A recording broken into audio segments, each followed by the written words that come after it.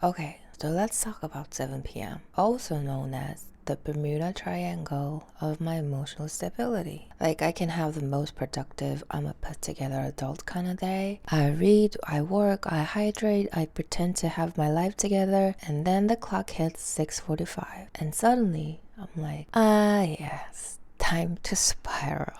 I don't know what kind of sick joke the universe is playing, but that hour is emotionally haunted. Haunted in a quiet way. It's not like throwing furniture across the room, but it's just standing in the corner, breathing heavily. And I always end up asking myself, why? Why is this 1 hour holding me emotionally hostage? Why does it hit me with restlessness, guilt, this vague pressure to be doing something even though I've already done plenty? Why does my brain turn into a disappointed middle school principal the moment the sun starts going down? And it took a long time and a lot of unintentional late night self-analysis to figure this out, but once I connected the dots, the whole thing made too much sense. So the truth is, evenings are basically psychological trapdoors. All day long, you're cushioned by tasks and structure and a sense of direction. Even if the day is chaotic, it still has bumpers. Like the emails, errands, and the obligations, the things that give your mind little rails to ride on. But when you reach that between hour spaces, not day, not night, not work, not rest, those rails vanish. Suddenly, the mental noise you've been politely ignoring all day shows up. It sounds dramatic, but this is exactly the moment your brain shifts from doing to being. And for people who have accidentally made productivity their emotional support animal, that shift feels like dropping into a void. Even if you checked off everything on your to-do list that day, some part of you panics the second you stop. It's like this deeply confused voice inside goes, wait, are we resting? Are you sure? Like, shouldn't we be doing something? Anything? What if you're wasting your life right now? There's this weird identity crisis where stopping feels like using your sense of self. And that's when the spiral kicks in. Not because you're failing, but because your brain doesn't know how to exist without motion. Then there's the even weirder part, the feeling that you're missing out your own life. Not on events or parties or friends hanging out. Nope. This is FOMO directed at yourself. A fear that some better version of you is living a more meaningful evening in some alternate timeline, journaling beautifully with soft ambience music while you're sitting there unable to decide what to do. It's this sense that you could be doing something deeper or better or more intentional, more you, but you can't just be that. And that gap feels awful. And because feeling awful is, it's not fun.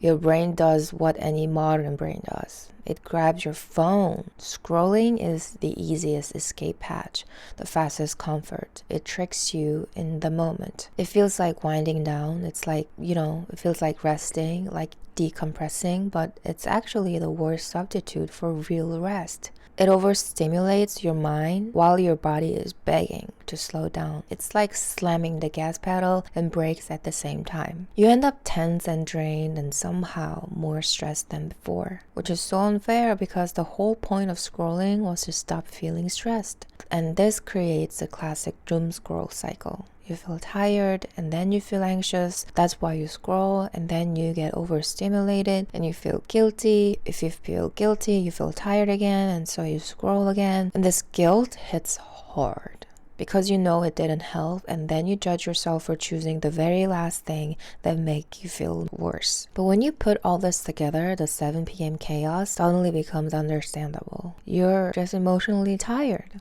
The structure of the day dissolves. Your brain loses the identity it gets from being productive. The quietness of the evening amplifies all the thoughts you didn't have room earlier. You compare yourself to your imaginary perfect version of you. You try to escape with scrolling, which makes you feel worse. You get stuck in guilt, and underneath everything, you just want your evenings to feel like soft landing instead of a hole you fall into. And here's a real point. You're not broken. You're not dramatic. You're not failing at relaxing. You're a human whose brain hasn't learned how to transition into evening modes without panicking. You want rest that actually restores you, not rest that feels like punishment. You want evenings that feel intentional instead of empty. You want to feel like you're in your life, not watching it tick by. And that's not too much to ask. And the good news, once you understand this pattern, you can shape it. You can build tiny cues that tell your brain it's allowed to slow down, and little rituals that guide you from doing into being. You can choose these gentle activities that actually ground you instead of numbing you. You can interrupt the doom scrolling to give yourself a chance at real rest. Evening anxiety isn't some mysterious curse. It's your own mind trying to figure out how to land after a day spent flying. And with a few kinder signals, a softer rhythm, and a little less pressure to be a walking productivity machine, that haunted hour starts to lose its power. It doesn't have to be the Bermuda Triangle forever. It can become just another part of your day, the one you actually look forward to. Okay, so now that we've established that 7 p.m. is basically my psychological Bermuda Triangle, we might as well talk about what actually helps. Because clearly, my previous tactic of panic and scroll until unconsciousness wasn't giving the result I hoped for. The truth is, the brain needs gentle manipulation, not force, not pressure, not some intimidating routine. It just needs a little nudge, a wink, breadcrumbs that leads it out of the chaos without it realizing it's being handled.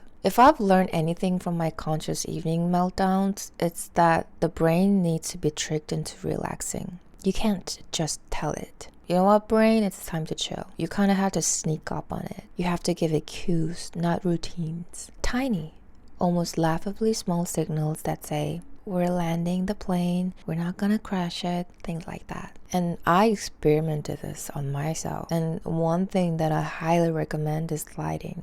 Lighting does witchcraft level things to your nervous system. Turn off the harsh overhead light, the ones that give interrogation room energy, and turn on something warm and indirect. For some reason, dim lighting tells your brain we're safe now, in the same way that seeing a friendly dog does. Warm lighting calms you. Harsh lighting pokes your nervous system with a stick. Sunset-like lighting cues your brain to slow down. When you turn on a warm lamp at 6:45, you're not being aesthetic. You're activating anxious programming that says the predators have clocked out. We can relax now. Is it clocking to you? Another surprising effect trick is the 2-minute reset. Pick up the nearest messy thing and put it somewhere that makes slightly more sense. You're not cleaning your whole space, you're just signaling your brain that your life isn't a landfill. Sitting on the floor for a minute, weirdly grounding. Dropping closer to the earth, it could trick your nervous system, and it can make you think like, gravity is hugging me, we're safe. Humans have been calming down this way for thousands of years. And sitting under the table, absolutely valid. Humans love small, enclosed, cave-like spaces. It immediately reduces sensory input and tells your nervous system nothing can sneak up behind you. Instant cozy potato mode.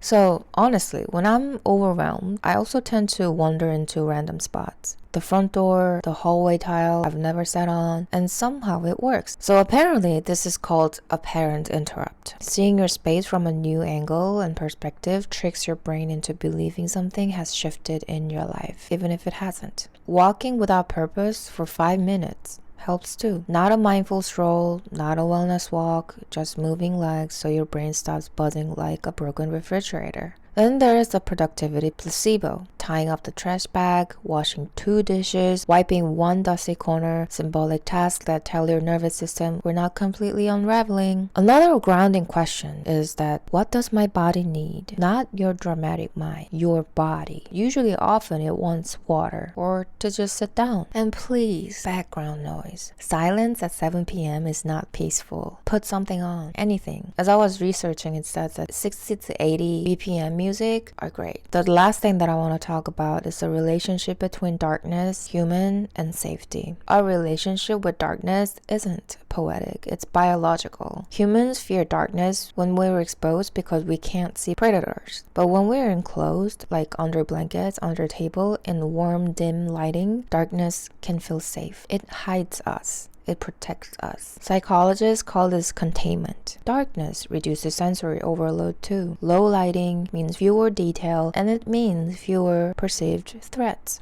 So it's like when cold and darkness is combined, it's bad. But when warm and darkness is combined, it's good.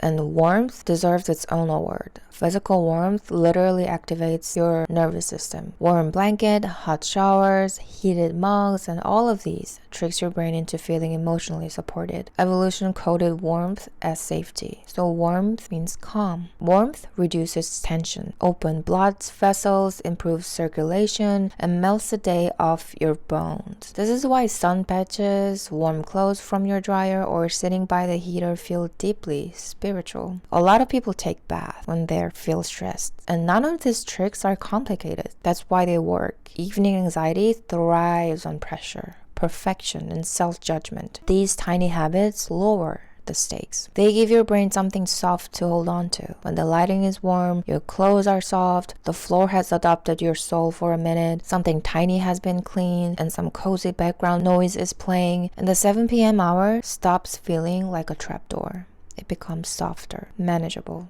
human, not perfect, but gentler, which is honestly the whole point. So I've actually experimented this whole thing on myself. In darkness, like turning off half of the indirect lights in my house, it totally helps. And closing the window, I gave myself a very quiet, warm, dark setting. I actually didn't turn on any music. I just was focusing on my writing instead.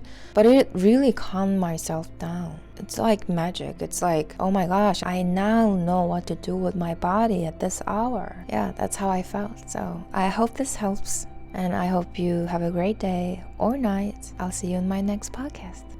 Bye.